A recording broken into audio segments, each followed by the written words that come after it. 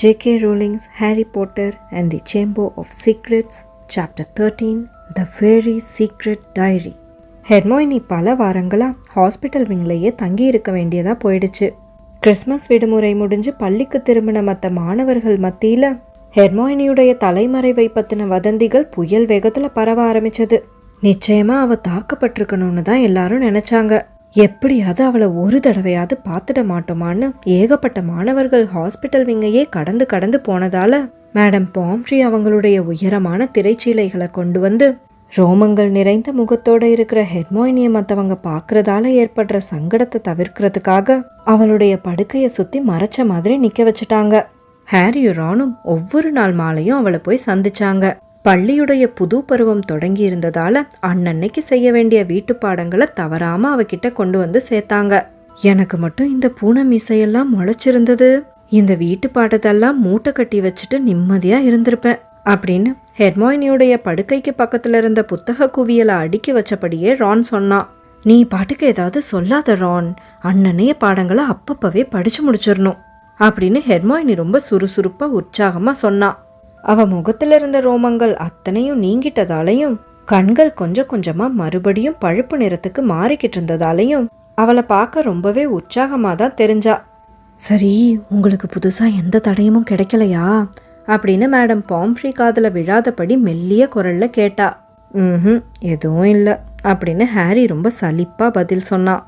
நிச்சயம் அது மேல்ஃபாயா தான் இருக்கணும்னு நான் அவ்வளோ உறுதியா நம்பினேன் அப்படின்னு ரான் கிட்டத்தட்ட ஒரு 100வது தடவையா சொன்னான். என்னது அது அப்படின்னு ஹெர்மோயினியோட தலையணைக்கு கீழே தங்க நிறத்துல ஏதோ துருத்திக்கிட்டு இருந்ததை சுட்டி காமிச்சு ஹாரி கேட்டான்.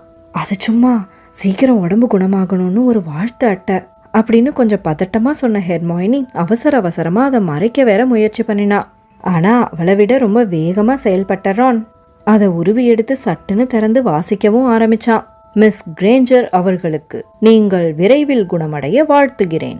இப்படிக்கு உங்கள் மீது அக்கறையுள்ள ஆசிரியர் professor Gilderoy Lockhart, order of Merlin 3rd class, dark arts தற்காப்பு கழகத்தின் கௌரவ உறுப்பினர் மற்றும் விட்ச் வீக்லி இதழின் மிகவும் வசீகரமான புன்னகைக்கான விருதை 5 முறை வென்றவர்.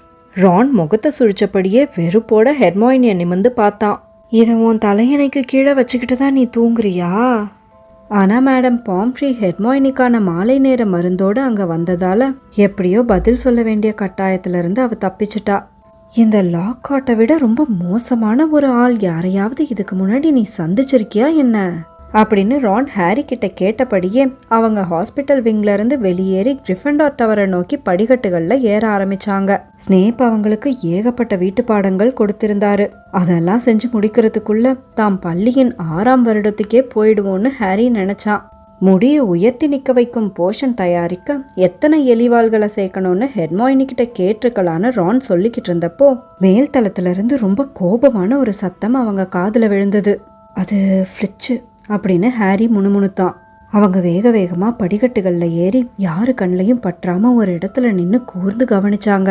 யாராவது மறுபடியும் தாக்கப்பட்டிருப்பாங்கன்னு நினைக்கிறியா அப்படின்னு ரான் பதட்டமா கேட்டான். அவங்க ஆடாம அசையாம நின்னு ஒருவித வெறித்தனமான ஆவேசத்தோட கேட்ட ஃப்ளிட்சோட குரல் வந்த திசையை நோக்கி தலைய சாச்சு காதை கூர்மையாக்கி கேட்டாங்க. இன்னும் எவ்வளவுதான் நான் வேலை பார்க்கறது? என்னமோ எனக்கு வேலையே இல்லாத மாதிரி இன்னைக்கு ராத்திரி முழுக்க தொடக்க வேண்டியதுதான். இல்ல, என் பொறுமைக்கான எல்லாம் முடிஞ்சிடுச்சு. நான் நேரா டம்பிள்டோர் கிட்ட போறேன். அவருடைய காலடி சத்தம் கொஞ்சம் கொஞ்சமா மங்கி மறைஞ்சு போயிடுச்சு.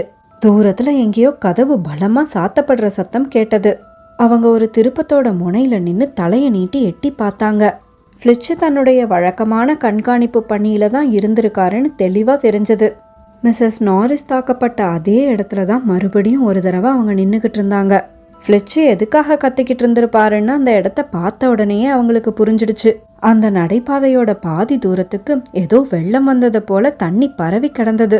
மோர்னிங் மிட்டல் தங்கி இருந்த குளியலறை கதவுக்கு அடியில இருந்து இன்னும் கூட தண்ணி கசிஞ்சுக்கிட்டு இருக்கிறத போலதான் தெரிஞ்சது. இப்போ என்னன்னா ஃப்ளிட்சுடைய கத்தல் சத்தம் நின்னதும் மெட்டலுடைய புலம்பலான அழுகுரல் குளியலறை சுவர்கள்ல எதிரொலிக்கிறத அவங்களால கேட்க முடிஞ்சது.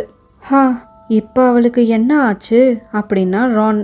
வா போய் பாப்போம் அப்படின்னு ஹாரி சொல்ல அவங்க தங்களுடைய மேலங்கி நனையாம இருக்க கணுக்காலுக்கு மேல தூக்கி பிடிச்சுக்கிட்டு தரையில தேங்கி கிடந்த அந்த பெரும் தண்ணீர்ல நடந்து அவுட் ஆஃப் ஆர்டர் பலகை தொங்கிக்கிட்டு இருந்த கதவை எப்பவும் போல பொருட்படுத்தாம திறந்துக்கிட்டு உள்ள நுழைஞ்சாங்க.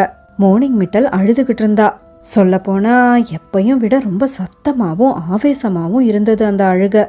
அவளுடைய வழக்கமான கழிப்பறை தொட்டிக்குள்ளதான் ஒளிஞ்சுகிட்டு இருக்கிறது போல தெரிஞ்சது. சுவர்களையும் தரையையும் நனைய வச்ச அந்த பெரும் நீர் சீற்றத்துல மெழுகுவர்த்திகள் எல்லாமே அணைஞ்சு போய் அந்த குளியலறை இருட்டா இருந்தது. என்னாச்சு மிட்டல் அப்படின்னு ஹாரி கேட்டான். யார் அது அப்படின்னு மிட்டல் விம்மிக்கிட்டே ரொம்ப பரிதாபமா கேட்டா. என் மேல தூக்கி எறிய இன்னும் எதையாவது கொண்டு வந்திருக்கீங்களா? ஹாரி தரையில கடந்த தண்ணி மேலேயே நடந்து அவ இருந்த சிற்றறை கிட்ட போய், நான் ஏன் உன் மேல எதையாவது தூக்கி எறிய போறேன் அப்படின்னு கேட்டான். என்ன ஏன் கேக்குற அப்படின்னு கத்தினபடியே மிட்டல் வெளியே வர, அவ வந்த வேகத்துல அவ கூடவே இன்னும் அதிகப்படியான தண்ணீர் ஒரு அலை போல வெளியேறி ஏற்கனவே சொத சொதன்னு தரையில கடந்த தண்ணியில செதறி கொட்டுச்சு. இங்க நான் உண்டு என் வேலை உண்டுன்னு நான் பாட்டுக்கு தானே இருக்கேன். ஆனா என் மேல ஒரு புத்தகத்தை வீசி எறியறது யாருக்கோ ரொம்ப வேடிக்கையா இருக்கு போல.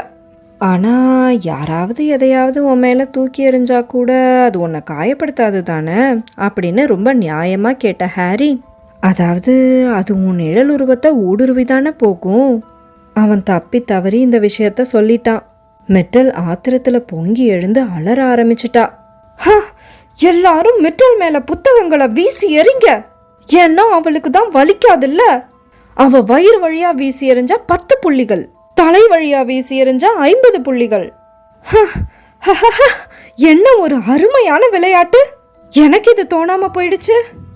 சரி, உன் மேல அதை யாருதான் வீசி எறிஞ்சது அப்படின்னு ஹாரி கேட்டான். எனக்கு தெரியாது. நான் பாட்டுக்கு அந்த யூ பெண்ல உட்காந்து என் மரணத்தை பத்தி யோசிச்சுக்கிட்டு இருந்தேன்.